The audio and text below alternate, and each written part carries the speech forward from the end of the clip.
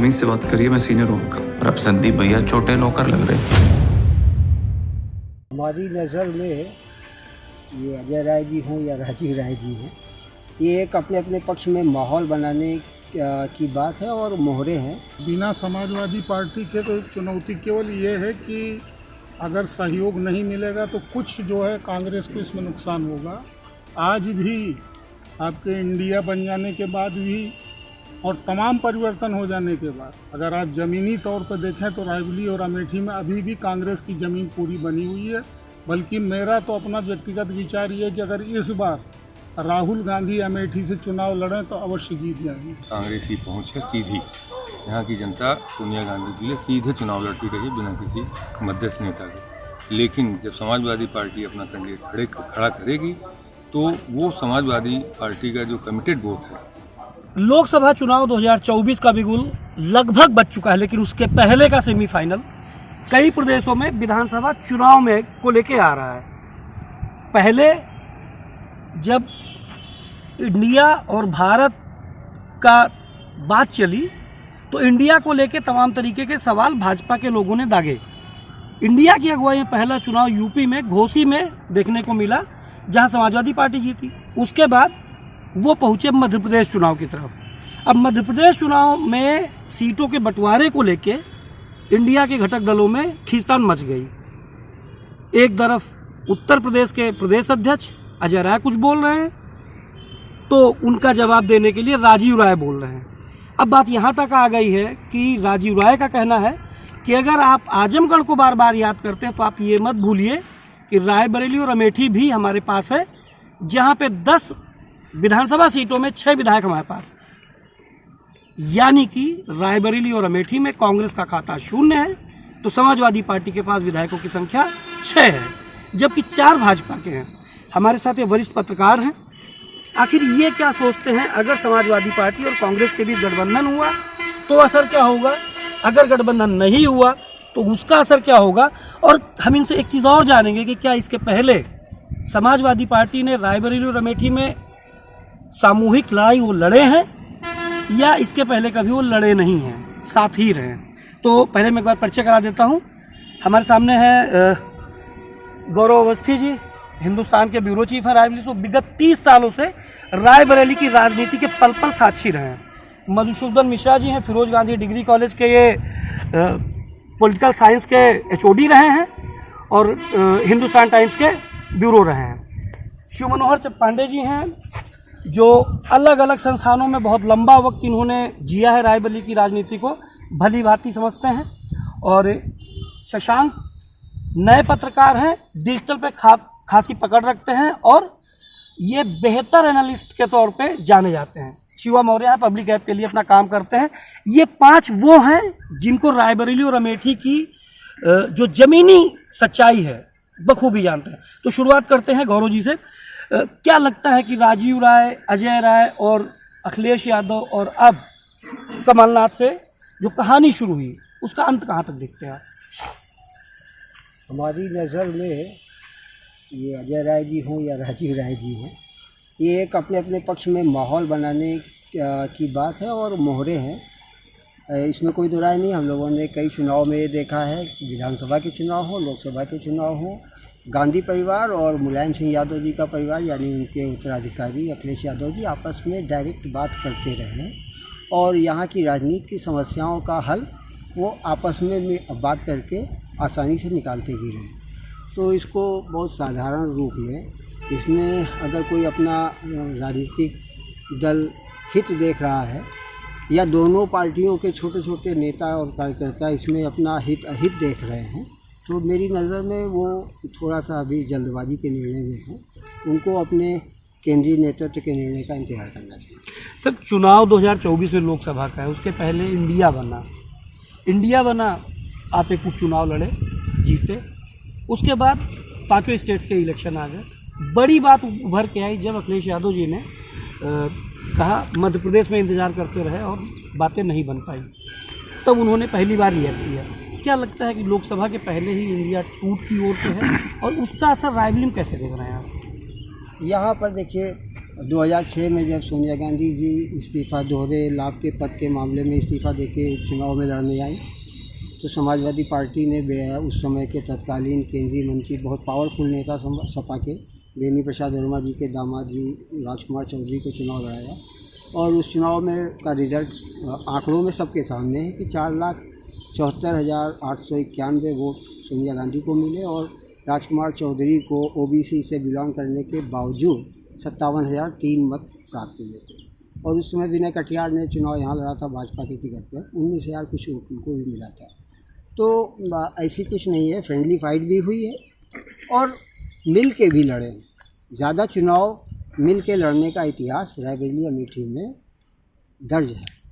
उससे हमें नहीं लगता है कि ये स्थिति चुनाव आने तक बनी रहेगी। छोटे नेता हैं, जिस तरह से आप इसको इस रूप में भी समझ सकते हैं आज के हालात में कि हमास और इजराइल के युद्ध को समझिए, राजीव राय और अजय राय को। बाकी ईरान और अमेरिका अपनी अपनी बात करते रहेंगे और लड़ते भी रहेंगे, दिखावे की राजनीति भी करते रहेंगे और काम करते भी रहेंगे। मधुसूदन जी, क्या लगता है अगर हम 2022 का विधानसभा देखें तो गांधी के गढ़ कहे जाने वाले रायबरेली में कांग्रेस का खाता नहीं खुला। भारतीय जनता पार्टी रायबरेली में 5 में केवल 1 सीट जीत पाई, जबकि अमेठी में उसे 3 सीटें मिली, जबकि समाजवादी पार्टी को रायबरेली और अमेठी मिला के 6 सीटें मिली। वहाँ भी खाता नहीं खुला कांग्रेस का। ऐसे में लोकसभा चुनाव कितनी बड़ी चुनौती है बिना समाजवादी पार्टी के? बिना समाजवादी पार्टी के तो चुनौती केवल ये है कि अगर सहयोग नहीं मिलेगा तो कुछ जो है कांग्रेस को इसमें नुकसान होगा। लेकिन ये दोनों सीटें केवल लोकसभा चुनाव के लिए कांग्रेस के लिए बिल्कुल विशेष हैं और इनमें किसी प्रकार के अलायंस का असर नहीं पड़ता है, बल्कि अलायंस ये काम करता है कि कांग्रेस से कितना लंबा जो है इन दोनों चुनाव क्षेत्रों का संबंध रहा है और उनकी ज़मीन कितनी मजबूत बनी हुई है। आज भी आपके इंडिया बन जाने के बाद भी और तमाम परिवर्तन हो जाने के बाद अगर आप ज़मीनी तौर पर देखें तो रायबरेली और अमेठी में अभी भी कांग्रेस की ज़मीन पूरी बनी हुई है। बल्कि मेरा तो अपना व्यक्तिगत विचार ये है कि अगर इस बार राहुल गांधी अमेठी से चुनाव लड़ें तो अवश्य जीत जाएंगे, ऐसा मेरा व्यक्तिगत सोचना है। इसका कारण ये है कि ये दोनों क्षेत्र जो हैं गांधी परिवार से एक भावनात्मक रिश्ते से जुड़े हुए हैं और इस रिश्ते को अभी तक कोई तोड़ नहीं पाया है। इसका एक नमूना आपको बताना चाह रहा हूँ। सन 1977 में इंदिरा जी देश की प्रधानमंत्री रहते हुए रायबरेली से चुनाव हार गई, लेकिन सन 80 में मतलब थोड़े ही दिनों के बाद दोबारा जब लोकसभा का चुनाव हुआ इंदिरा जी फिर यहाँ से जीत गई। तो ये दो विशेष क्षेत्र जो हैं ये कांग्रेस की ज़मीन वाले क्षेत्र हैं और समाजवादी पार्टी से कोई अलायंस हो या ना हो, ये बल्कि अंडरस्टैंडिंग कि जिसमें समाजवादी पार्टी खुद ही फॉरगो कर देती थी, सब 2 जगह कैंडिडेट नहीं खड़ा करना है, एक रायबरेली और एक अमेठी। तो सर, जो बात अभी गौरव भाई कह रहे हैं कि बहुत छोटे नेताओं की टिप्पणियाँ हैं। एक छोटा नेता वो है जो प्रदेश अध्यक्ष है, एक छोटा नेता वो जो स्टेट प्रभारी है, प्रवक्ता है मीडिया का, और दोनों ही एक दूसरे के ऊपर नाम लेके बड़े नेताओं का बोल रहे हैं। आपको लगता नहीं कि अगर गठबंधन ना हुआ, ऑलरेडी 2019 में जो गढ़ कहा जा रहा था वहाँ राहुल का गढ़ रह गया, रायबरेली बचा, 24 की स्थितियाँ वो होंगी। 24 की स्थिति में जनता इसको रिपेंट करके उनका साथ दे देगी, ये मेरा मानना है। जो पुराना रिश्ता बरसों का मतलब जुड़ा हुआ है कांग्रेस का, वो रिवाइव हो जाएगा, इसको आप जान लीजिए। इस तरह का असर वहाँ पर है। जैसे आपकी ट्रेन छूट गई है तो ठीक है, आप दूसरी ट्रेन पकड़ेंगे जरूर। आपसे रायबरेली छूट गया, दोबारा वही आदमी सामने आ गया, उसका बरसों का काम वहाँ पर है, उसको लोग पकड़ेंगे। सर, आप एक बात कह रहे हैं, बात समझ आ रही है, लेकिन उसी के साथ एक बात और, ये बात 77 में 80 में बताने वाला कोई था नहीं, लेकिन आज लोग बता रहे हैं कि साहब 77 में इंदिरा जी रायबरेली हारी, 80 में जीती, लेकिन जीतने के बाद उन्होंने रायबरेली को आईना भी दिखाया, 80 वो छोड़ गई रायबरेली। वो तो ठीक है। तो अमेठी के लोग ये बता रहे हैं कि साहब अगर आप अमेठी में राहुल को चुन लोगे तो राहुल गांधी जी जीतने के बाद वायनाड चुन लेंगे, रायबरेली छोड़ देगा, अमेठी छोड़ देंगे। देखिए, पहले से कहना बड़ा मुश्किल, क्योंकि इसमें भी पॉलिटिकल इक्वेशन काम करेगी, क्या चीज़ उनके लिए ज़्यादा लाभ की है।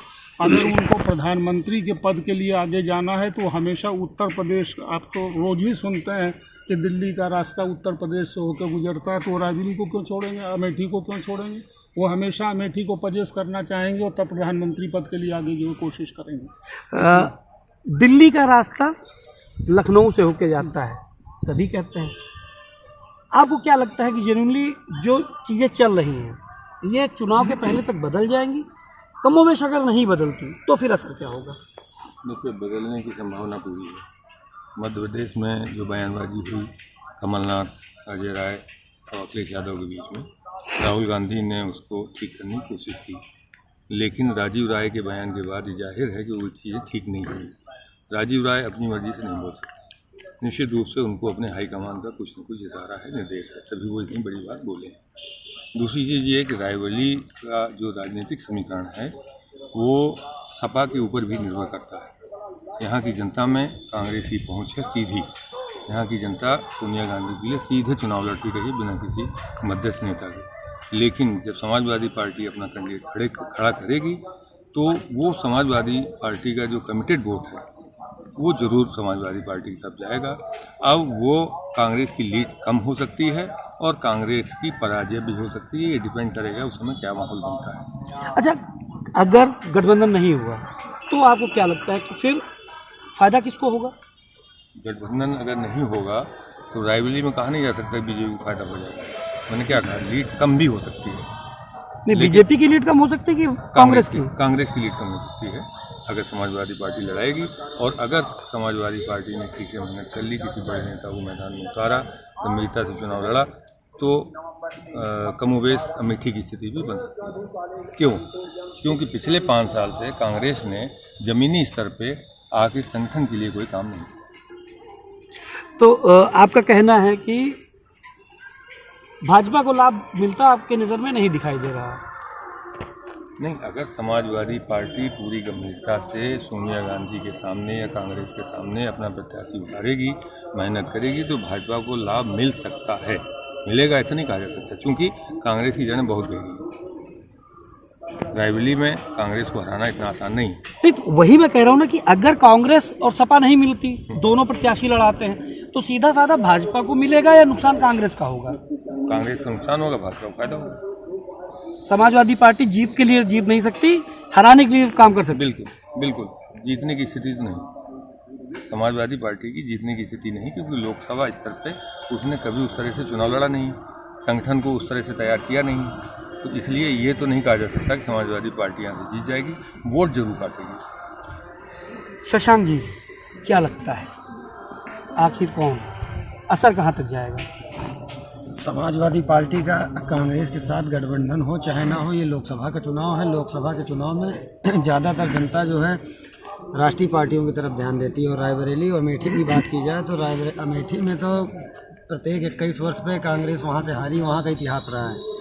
और बाकी रायबरेली में तो कांग्रेस है ही है। तो हमारे हिसाब से रायबरेली और अमेठी दोनों कांग्रेस जीतेगी, चाहे सपा प्रत्याशी लड़े चाहे ना लड़े। थोड़ा बहुत फर्क जरूर पड़ेगा वोटों का। अच्छा, इसको कैसे देखते हैं कि उनके पास एक भी एमएलए नहीं है और उनके पास 6 एमएलए हैं, भाजपा जरूर 4 पे है, एच वहाँ पे सपा को मिल रहा है और सपा ने अगर प्रत्याशी उतार दिए, अभी आप सर कह रहे थे कि वहाँ पे संगठनात्मक जो ढांचा है वो कमज़ोर है, लेकिन एमएलए तो है ही ना, ग्राउंड पे तो उनके लो है ही। एमएलए चुनाव नहीं जितवाते हैं, जनता चुनाव जितवाती है।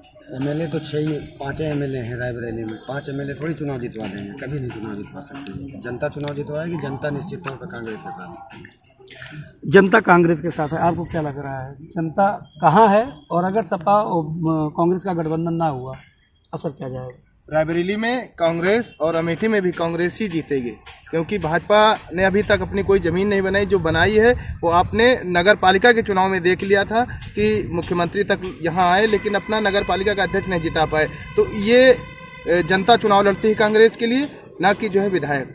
नहीं, आप ये बात सही कह रहे हैं कि नगर पंचायत की जो चुनावी हार रही भाजपा के लिए एक बड़ी हार के रूप में दिखाई पड़ी। रायबरेली अमेठी में दोनों जगहों पे उन्हें नुकसान हुआ, लेकिन जब विधायक नहीं काम कर सकते तो पंचायती चुनाव में फिर हार का क्या असर होगा? जबकि अभी आपने बताया जैसे कि नेता नहीं काम कर रहा है, तो दिनेश तो लगातार रायबरेली में 19 वाले गली गली रायबरेली में घूम रहे हैं, यहाँ से एक मंत्री है जो ग्राउंड पे घूम रहा है, उसका कुछ असर होगा? कोई असर नहीं होगा। ये पैसे का चुनाव नहीं है, जनता का चुनाव है, जनता खुद इसको लड़ती है। इसलिए कांग्रेस का भी पलड़ा इधर भारी है, रायबरेली और अमेठी में। एक आखिरी बात लेना चाहूँगा गौरव जी के साथ। पंचायत चुनाव अभी रिसेंटली हुए थे। पंचायत चुनाव में लगभग बीजेपी आधी सीटों पे सिमटी। नगर पालिका चुनाव की जो शुरुआत थी वो सदर से शुरू हुई थी, उत्तर प्रदेश के मुख्यमंत्री आए थे। क्या लगता है कि कमोवेश वही रिजल्ट, वही चीज़ें 24 में देखने को मिल रही हैं? अब ये प्रत्याशी पर निर्भर करेगा कि भारतीय जनता पार्टी लोकसभा चुनाव के प्रति रायबरेली में ख़ास तौर से कितनी गंभीर है। गंभीरता अमेठी में दिखाई पड़ी और रायबरेली में अभी तक कोई गंभीरता नहीं दिखी है। इसलिए हम भारतीय जनता पार्टी को सोनिया गांधी की प्रत्याशिता के मुकाबले अभी गंभीरता से कोई आकलन नहीं कर सकते। उनका प्रत्याशी सामने आए, जनता ऑटोमेटिक खुद ही वो जता देगी कि क्या हुआ है। सर, बीते 5 साल बीतने को हैं और मुश्किल 2 से 3 बार राहुल गांधी जी आए हैं, सोनिया गांधी जी भी 1 से 2 बार आई हैं, प्रियंका गांधी पहले क्षेत्र में थी, अब वो भी नहीं है। आपको नहीं लगता कि 24 के पहले पब्लिक से ये दूरी कितना डेंट करेगी? डेंट इसलिए नहीं करेगी क्योंकि हमारे पास इतिहास गवाह है। इंदिरा गांधी के बाद वैक्यूम आया, राजीव गांधी की शहादत के बाद वैक्यूम आया, लेकिन नेता और जनता के बीच का रिश्ता ख़त्म नहीं हुआ, ठंडा हुआ। जिसको हम लोग कह सकते हैं कि ठंडा पड़ गया रिश्ता, थोड़े दिन बैकलॉग में चला गया, उस पर कोई किसी ने खाद पानी नहीं दिया। लेकिन इसको इस रूप में यूँ समझें राजनीति से अलग करके कि कोई भाई कोई बेटा अगर घर से नाराज़ होकर चला जाता है तो लौट के फिर वहीं आ ही जाता है। 2 भाइयों में लड़ाई होती है, फिर आ जाती है। तो सपा और कांग्रेस की लड़ाई 2 भाइयों की है और ये हमेशा होती रही है, खींचतान रही है। अंत में ज़्यादातर तो यही हुआ है कि सब लोग साथ में आके चुनाव लड़ें। और जैसा कि अभी डॉक्टर मधुसूदन जी और पांडे जी ने भी कहा कि नुकसान हो सकता है कांग्रेस को कुछ वोटों का, सपा समाजवादी पार्टी के प्रत्याशी खड़े होने का, लेकिन जीत हार उनकी पार्टी तय नहीं करती है, वो जनता तय। तो ये थे रायबरेली के वो बड़े व्यक्तित्व के धनी लोग जिन्हें आप पत्रकार कहते हैं, और इन्हें रायबरेली की राजनीतिक स्थिति का बखूबी ज्ञान है। तो मुनव्वर राना का एक शेर है कि रायबरेली है जनाब, राजनीति तो पनारों से बह जाती है। और ये वही रायबरेली है जिसने कभी इंदिरा को हार का स्वाद चखाया तो फिर से उन्हें गले लगाया। तो अभी कुछ भी कहना बहुत जल्दी है, लेकिन चुनाव आते आते बहुत सी खिचड़ी पकना बाकी है। शैलेंद्र प्रताप सिंह यूपी तक